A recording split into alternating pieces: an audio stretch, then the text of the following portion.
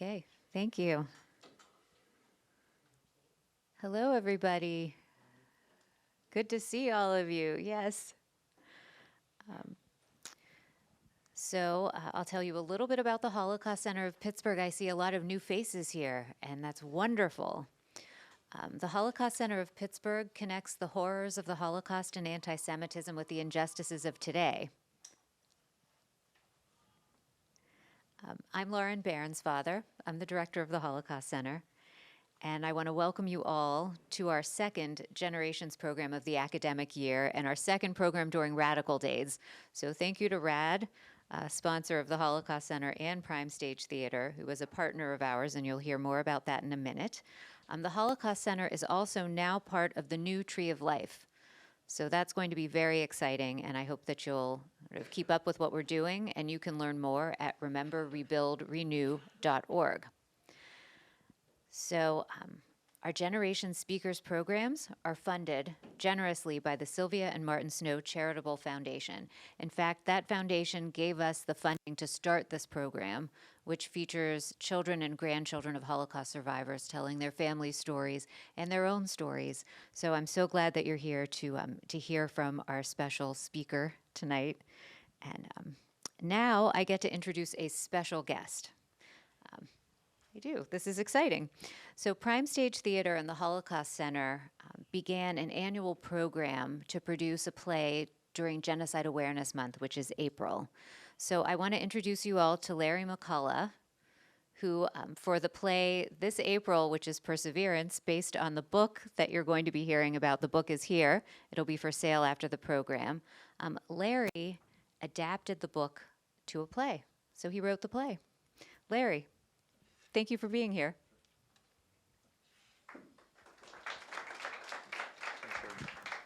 Thank you.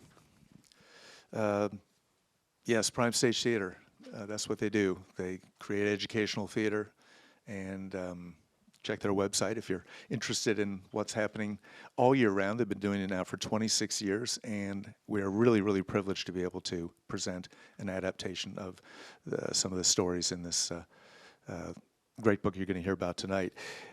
Perseverance is not only a story of survival, but of the perseverance of the human spirit. It is a story about the life of Melvin Goldman, a Jewish, Polish immigrant and Holocaust survivor who found his way to Pittsburgh and made a way for himself and his future family. In Melvin's words, I asked myself a lot of questions, but I didn't have any answers. Still, I thought to myself, I will persevere. I will hold out. I will work like a decent and honest person.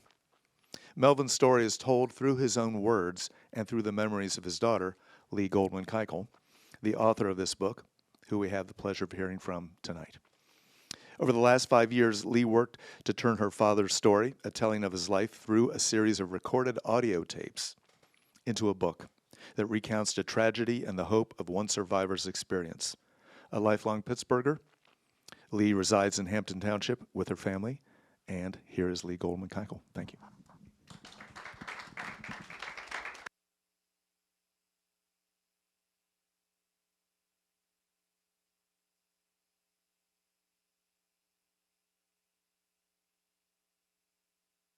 Okay, can everybody hear me? Good evening and Shana Tova.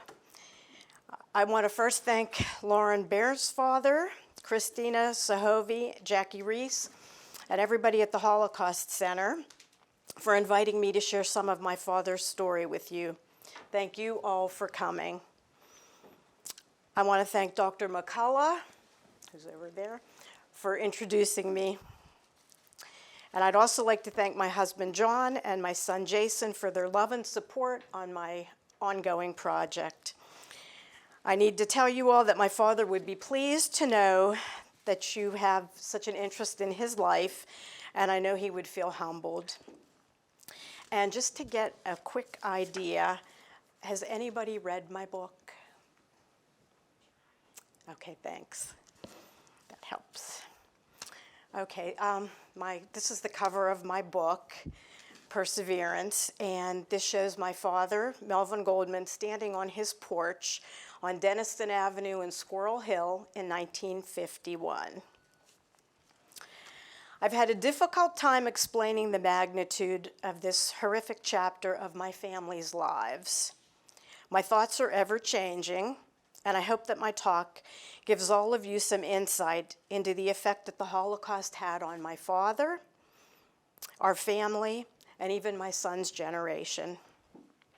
I wrote Perseverance, One Holocaust Survivor's Journey from Poland to America, to honor my father's wishes and to tell his remarkable story. He wanted people to know what he went through so we can learn about the Holocaust, anti-Semitism, history, and how all of this is relevant in today's world. Hopefully, we can learn how not to repeat it. Liberation was over 75 years ago. And my father said, "This book should be dedicated to all the young children in the world. I hope for them to have a better world, a future, a peaceful and harmonious life for all these kids, not the way my youth was cut down." When he sent his written testimony to the U.S. Holocaust Memorial Museum, Dad wrote, "Writing and dictating my story wrenched and tore my heart.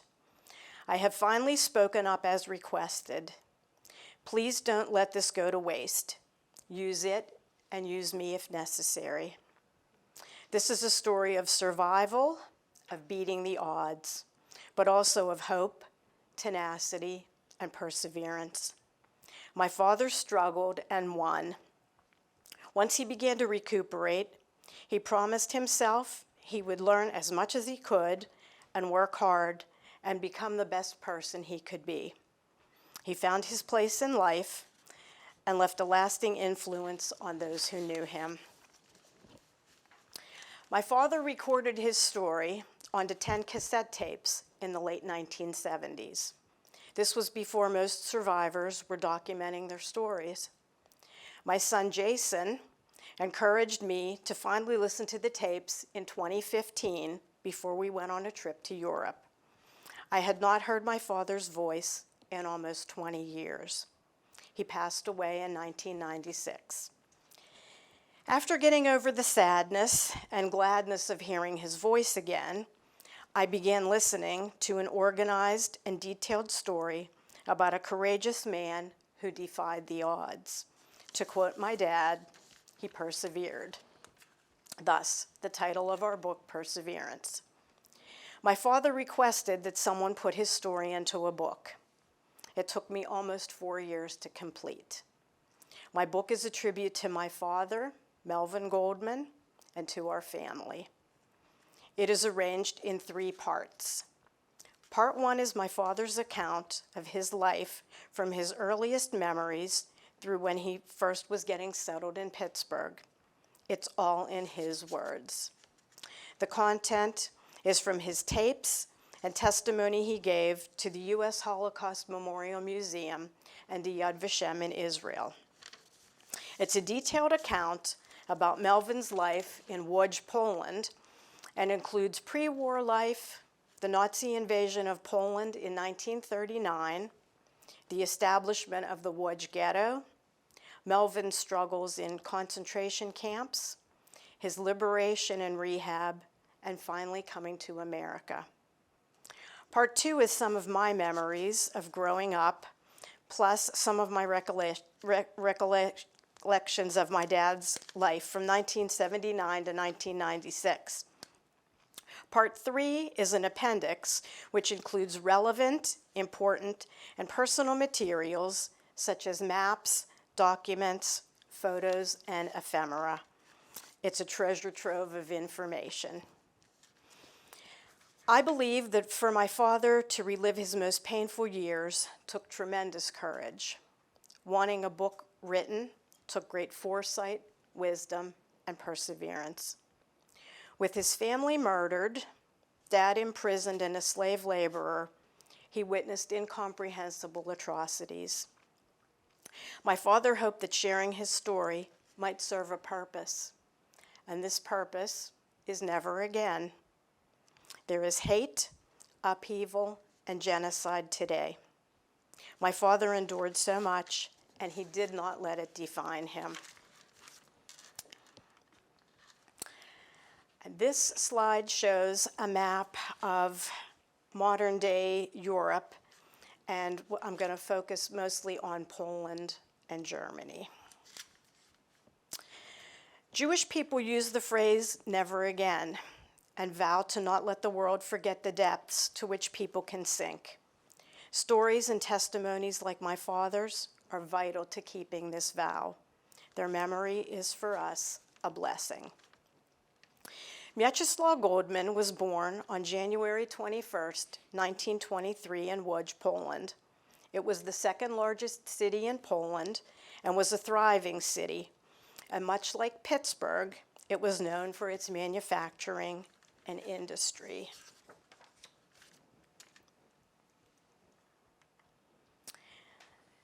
This is a photo of my dad when he was 12 years old. It's a 6th grade photo found after the war by his only surviving brother, Aaron. This photo was found in the chimney at the house where the Goldmans lived before and during the war.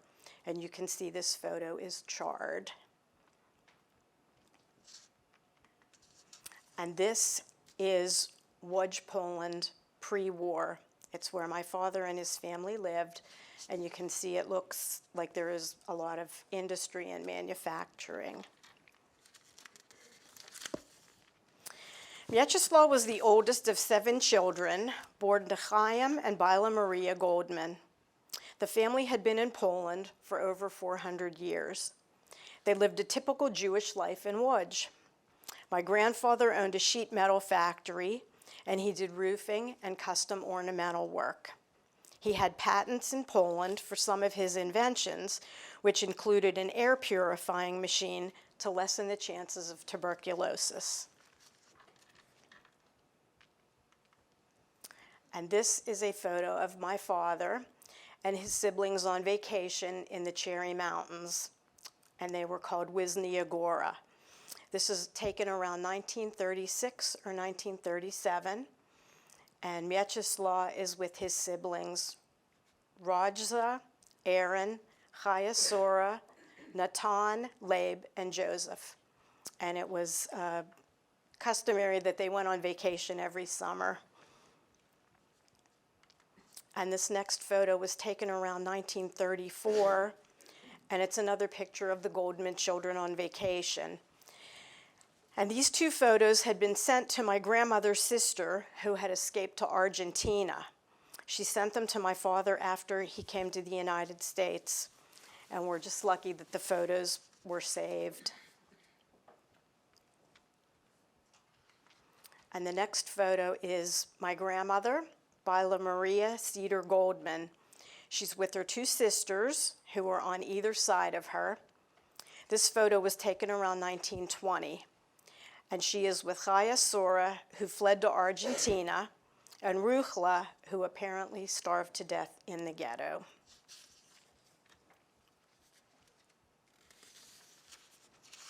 There was a lot of anti-Semitism in Poland, and Dad experienced it on the soccer field and at school. But it was the way things were. There were 30 million Poles and 3.5 million Jews. There was a Polish fascist party, and my dad said there was increased cockiness. By 1939, there were more broken windows, and the newspaper office was destroyed. The Jews were scapegoats. My father still went to school, participated in activities, holiday celebrations, and vacations.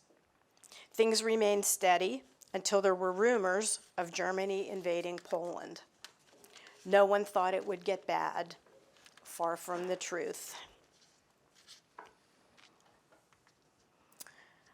And you can see Freedom Square.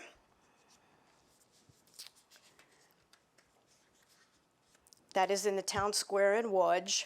And there's also the famous Kosciuszko Monument, and there's an archival building. They still exist today. The Great Synagogue was built in 1881. It was a Reformed congregation, burned down in 1939 by the Nazis. And they had Torah scrolls that dated back to the 20s and 30s, which were also destroyed.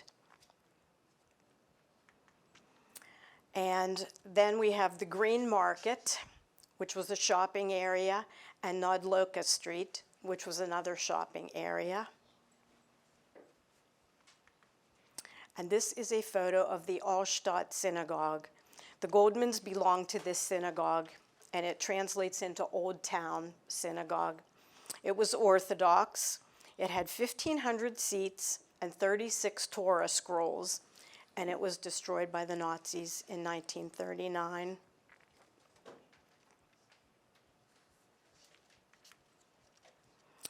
And this is a photo of Stary Rhynek, which is the old market. It was a gathering place. It was destroyed and rebuilt after World War II, and I understand it's no longer a marketplace.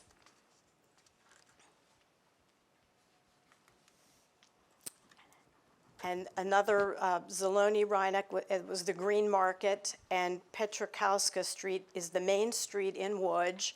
Even today, it's a very long commercial street and a major tourist attraction.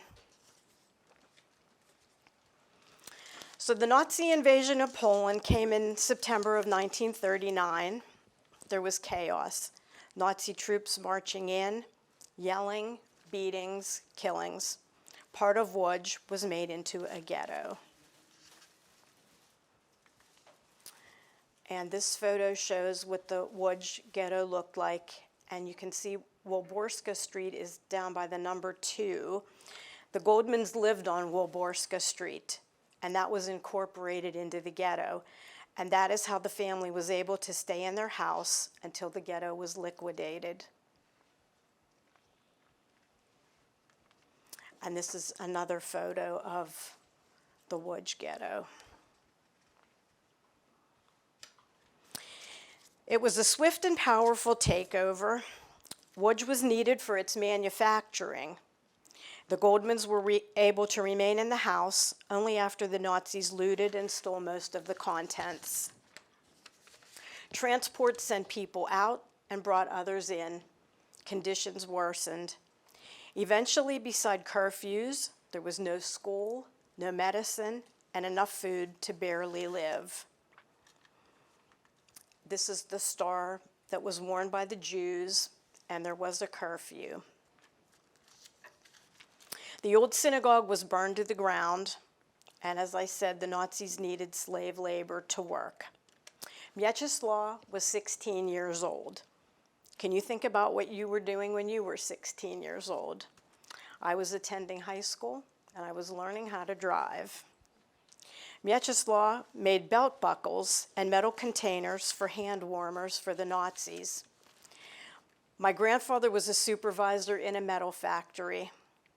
My grandmother made straw forms to fit over German soldiers' boots to help prevent frostbite. Eventually, Mieczyslaw became one of the youngest metal instructors in the ghetto. In the Łódź ghetto, there were 150,000 people in a space that should have been for 50,000. Mieczyslaw would sneak out after curfew to borrow books from a neighbor who had a hidden library in her apartment. His mother was terrified that he would be caught, but he used books to learn and also as an escape. My father said, "There is the agony of looking at your mother, once a beautiful, blonde, blue-green-eyed woman, now with swollen legs, looking at the kids and not being able to help."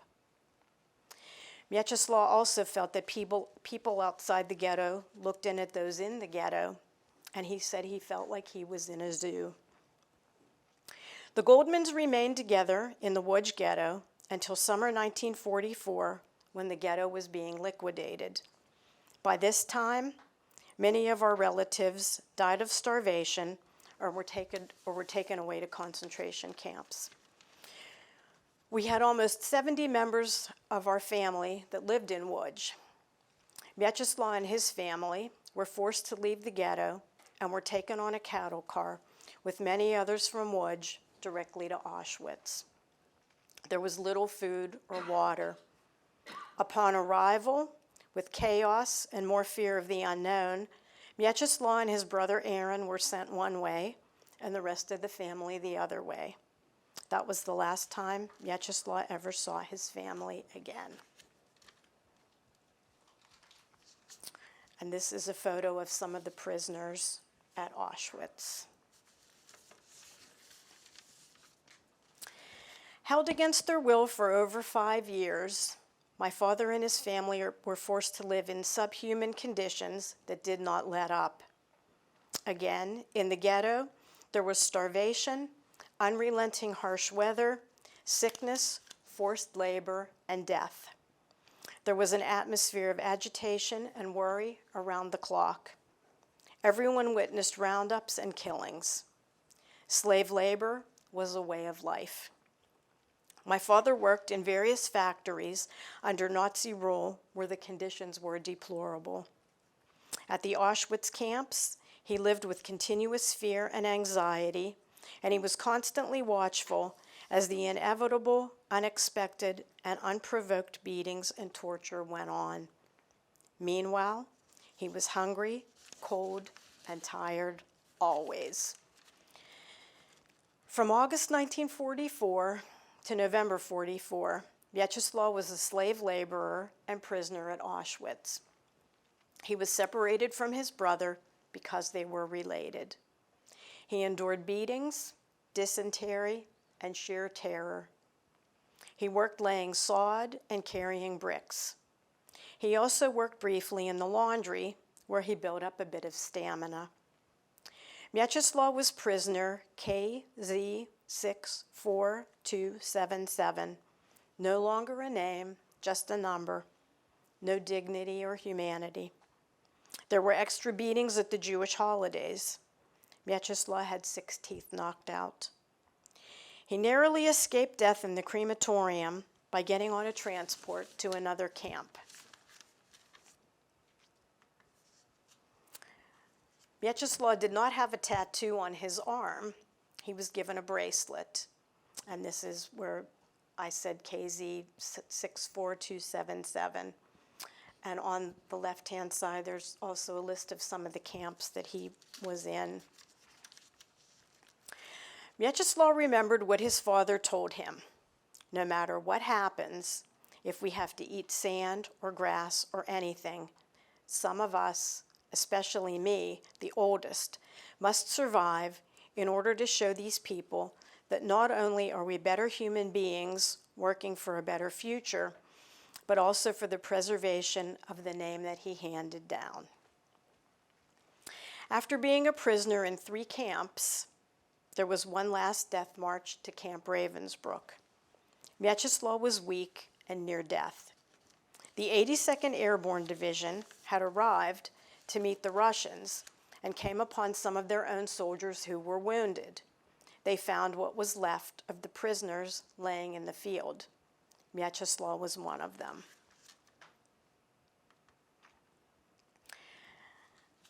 Liberation was May 1945. Mieczyslaw was taken by ambulance and began receiving treatment for a collapsed lung. He was a skeleton, weighing less than 85 pounds, and he had active tuberculosis. Mieczyslaw received medical treatment and rehab in at least 4 facilities. He was declared over 70% disabled. Mieczyslaw was told that he may never walk again. He proved them wrong. Mieczyslaw said, "My will was strong.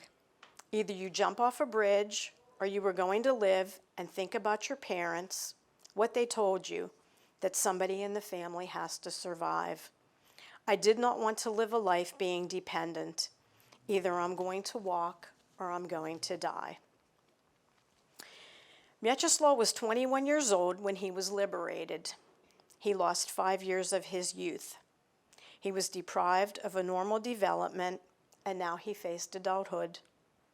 Dad eventually had training so that he could become a productive member of society.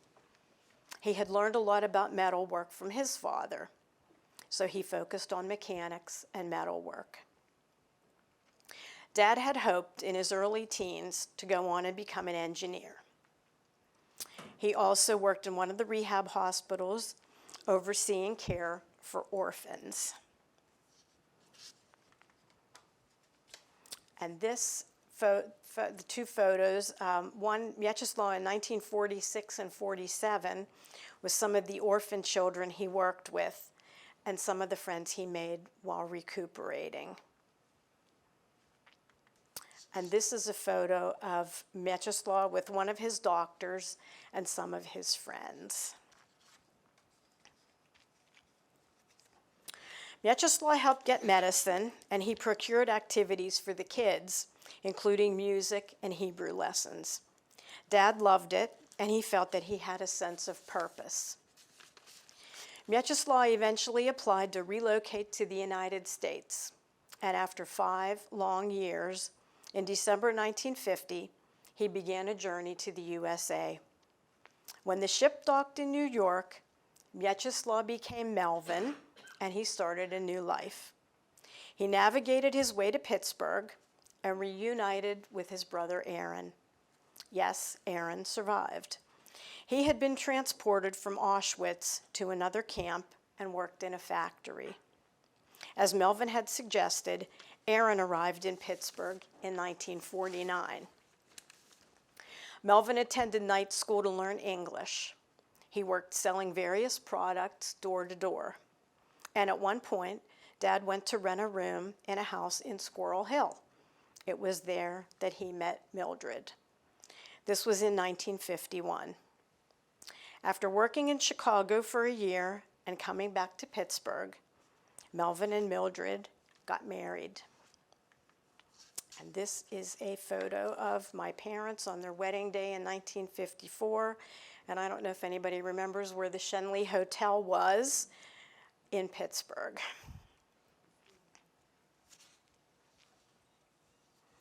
Two years later, in 1956, Melvin became a U.S. citizen in what he called one of the best days of his life.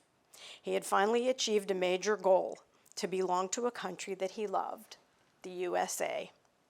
This was 5 years after coming to this country. And this shows his naturalization papers and his citizenship booklet. My mother is part of this story too. She was an exceptional woman. Mildred was born and raised in Pittsburgh, mostly in Squirrel Hill. My mom was kind, generous, compassionate, supportive, and encouraging. She helped my father with his English, his medical issues, letters of testimony, and she was his business and life partner. And I honestly cannot say enough good about my mother. Even though Melvin had worked his way through school and became a well-accomplished and well-respected jeweler, he always had health issues. He was diabetic and had numerous ailments. They caused him great physical pain. His doctors told him everything was related to his time during the war. My dad also had nightmares that woke everyone up at night, and I'm quite sure that he suffered from PTSD. No one really knew about his suffering. He was always upbeat, positive, and encouraging to others. And these are two pictures of my dad, one around 1951 and one a bit later.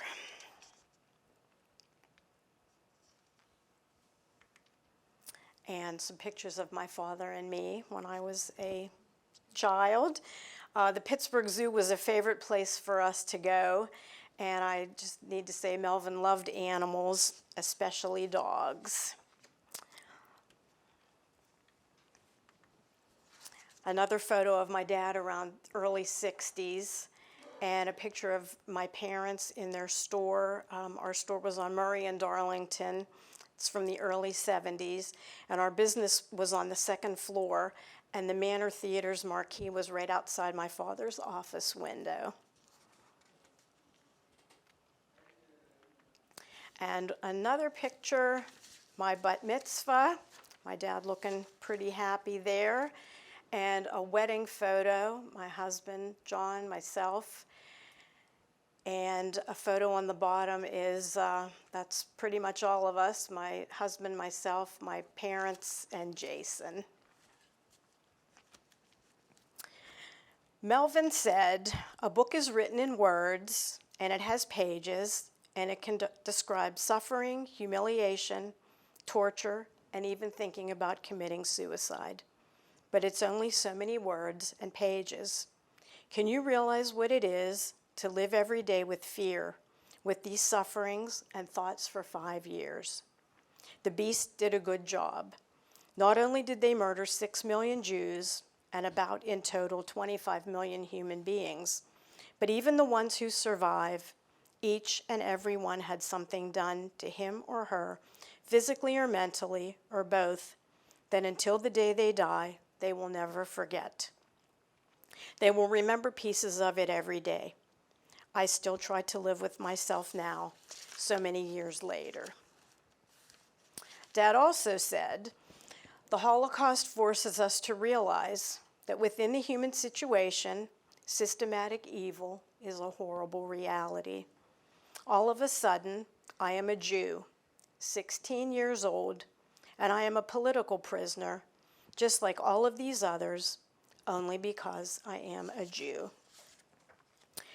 My father went through unimaginable horrors and was not bitter toward his fellow human beings. He was tolerant, accepting of others, and he treated people the way he wanted to be treated. If he could live like that after all he experienced, others can too. His life reminds us that beside being commanded to remember, we are forbidden to despair. While writing my book, I spoke with some of our customers and my parents' friends. They all had such wonderful stories and told me over and over what a good, kind person my father was. Some other things I learned had to do with the kindness of others. When my father boarded the train from New York to Pittsburgh, he must have looked exhausted. A lady who also boarded the train paid the porter to give my father a pillow. They became friends. Another time, while in rehab in Germany, my father and some friends took a journey while recuperating and stumbled on a Polish displaced persons camp. When the people in the camp realized some Jews had survived, they knelt and made the sign of the cross. They sent my father and his friends back with food and supplies. These are two examples of the kindness of others. In the past 5 years, I have done extensive genealogy. More records are being released every day. I have found more relative names. Most perished. I know my family lost over 100 people. I think of them every day. This is a photo of my dad in the late 70s, and I'm thinking that this is around the time that he recorded his story. And the next slide is a song that my grandfather used to sing to my dad.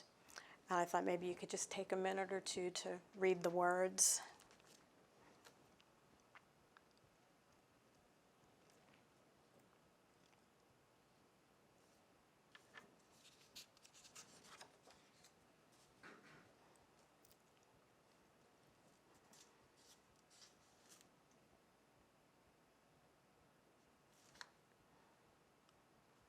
My takeaway is that it's about being a good person.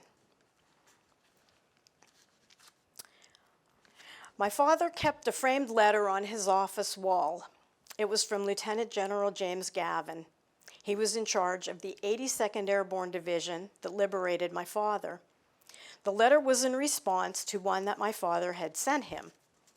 The only piece of correspondence I could not find was my father's letter to Lieutenant General Gavin. After I completed my book, I had help locating the letter in an archival search through military records. This was over 40 years after my dad recorded his story. And Dr. McCullough is going to read the two letters. Out of your way.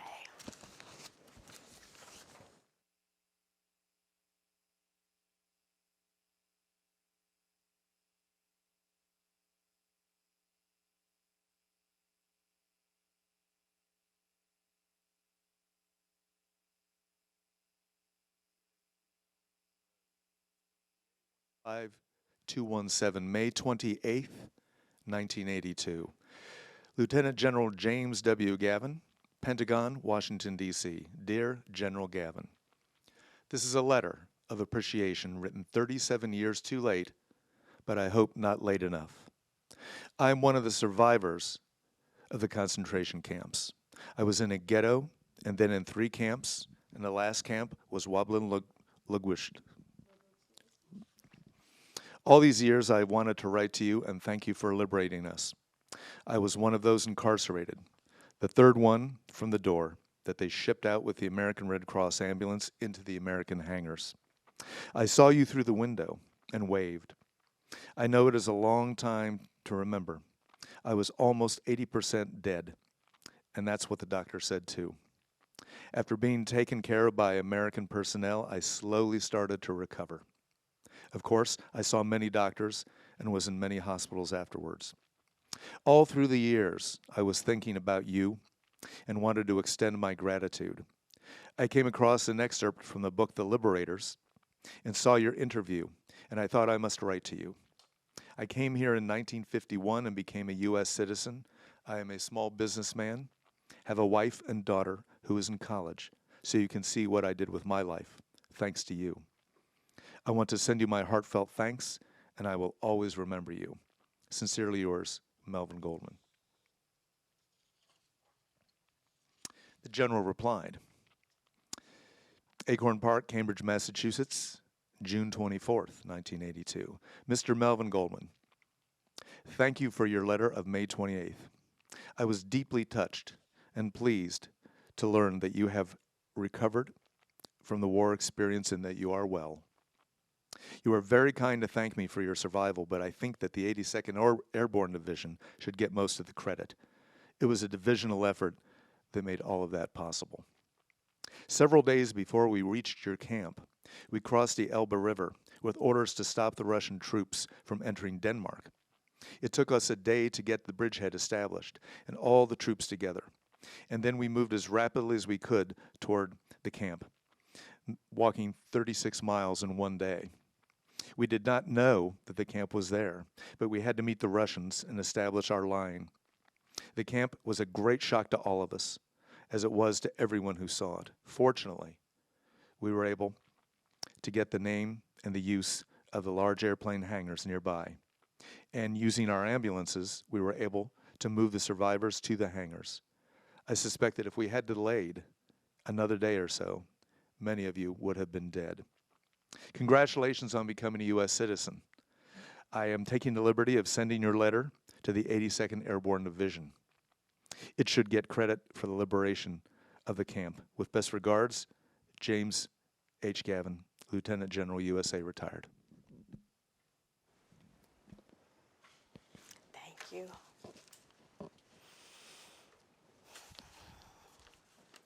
So, at the end of my writing process, the Tree of Life massacre happened.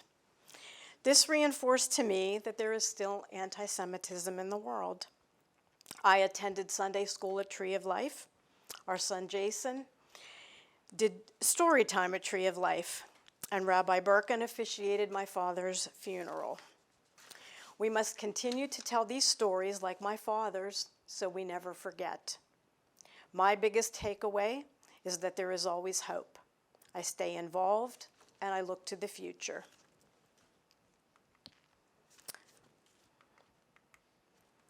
I want to end on a positive note.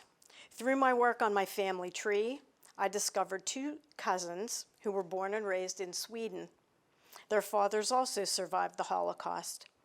Both men went to Sweden after liberation to start new lives.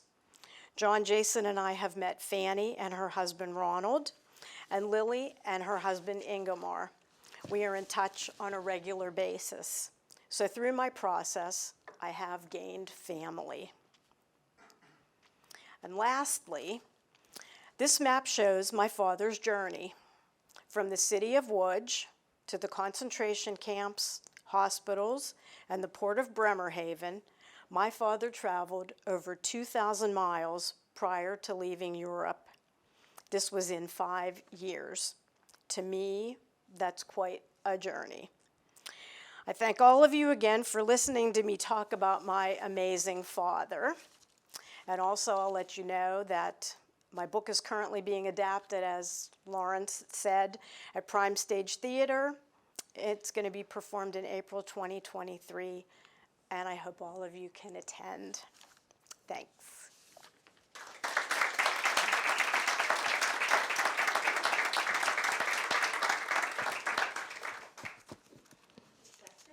Sure, if you want, if I can answer them.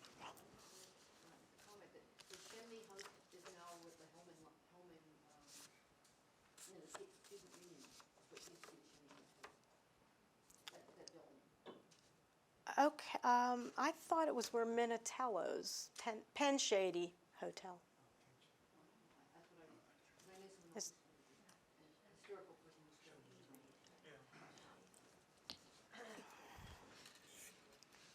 I was wondering how your father found his brother. My dad was recuperating in a hospital setting in Germany, and there was a group from Łódź. They were all having dinner, and as my dad described it, a gentleman came in, and he looked at my dad and he said, "Are you a Goldman?" And my dad said, "Yes." And he said, "I recognize you from the city." And he said, "I want to tell you something." And he said, "Your brother is alive." And my dad had absolutely no idea. And so the gentleman said to him, "If you send a letter back, I'll get it to him. And then you can correspond, and hopefully you can get together again." And they corresponded for a number of months before my uncle went to see my dad.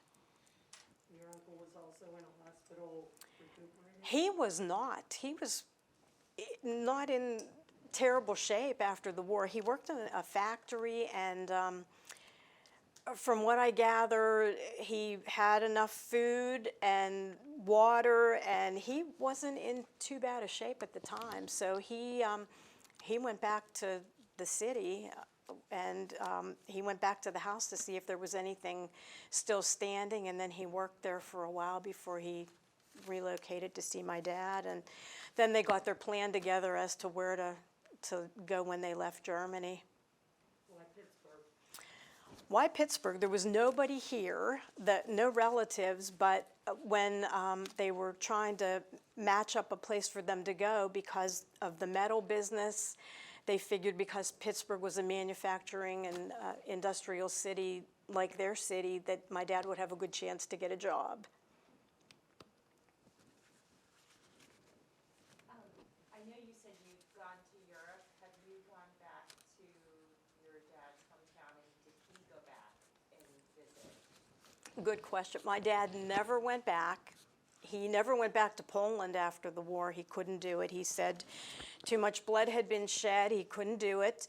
And from Germany, he came here, and he never wanted to go back. And by the time he thought maybe it's a possibility, he was too sick.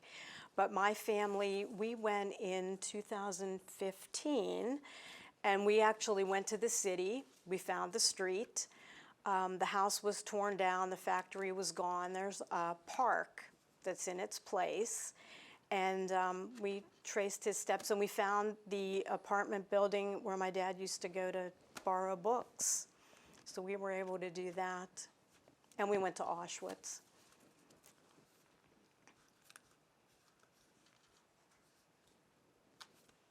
I have a question from way back at the beginning of the presentation. You showed the picture of your father when he was a boy, and you said that it was found in the chimney. Aaron found it in the chimney. Yes, Right after the war? was right it after found? right after the war. It's amazing. Yeah.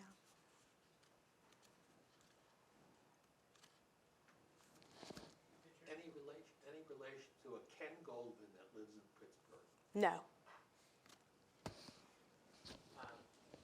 Did your dad, when he was alive, would he speak directly about his experiences in the, would he talk about it, did you ever have direct conversations with him, or did you only hear these stories when you listened to the tapes? End of high school, maybe beginning of college, a little bit more, and bits and pieces, and mostly about his mother and his father, siblings and aunts and uncles, not too much about his experiences. I didn't know most of it until I listened to the tapes. Did you know he was a Holocaust survivor? Yes.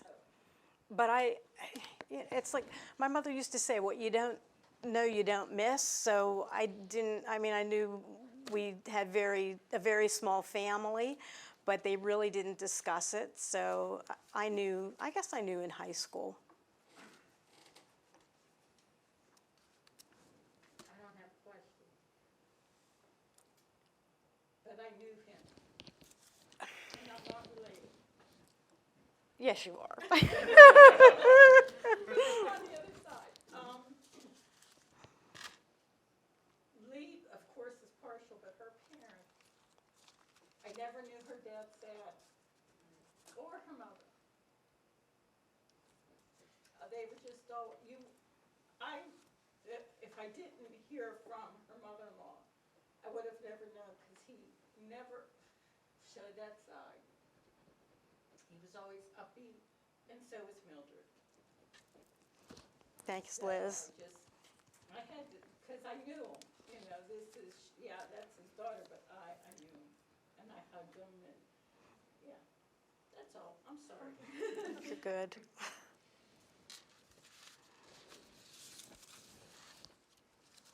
Why the time lapse in him doing the tapes and you listening to the tapes? What was the motivation for that? High school, college, living my own life, not thinking about any of this stuff. And then I started to do a little bit of genealogy. When my son was born, I thought, he's going to ask me someday, where are the people and what happened to all these people? And so I tried to put as much as I could together. And my motivation for getting all this going was Jason saying, we're going to Europe. You better listen to those tapes. It's time. And we can go see where Grandpa lived. And then when I heard him say, I would like somebody to put it into a book, I thought, well, I have to do it. Were you aware of the fact that your dad was making these tapes during his lifetime? Yes. Yes, so I saw him in and out because I worked at the store as well. did And he say what his intention was? Did he want to leave this as a legacy? Did he do it as self-therapy? Did he ever tell you what motivated him to make these tapes? that's a great question. He never told me. I never asked him. And when he was done with the tapes, he put them in a box. And that box moved from place to place. And when my mother passed away, I got the box. And that's when I realized it's time. And how long was it from his death to the time that you actually... He died in '96, and I didn't listen to the tapes until 2015. Any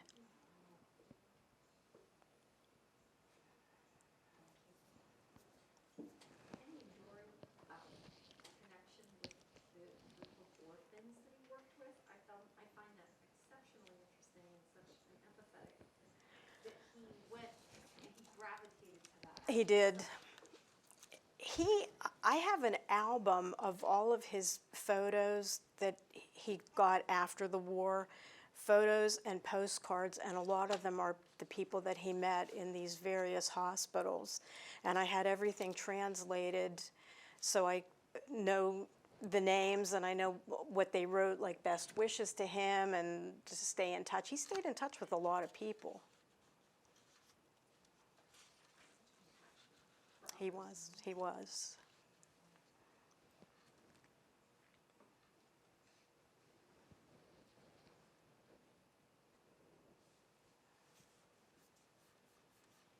Lee, I want to thank you. If there aren't any more questions from anyone, that was so beautiful. Thank you.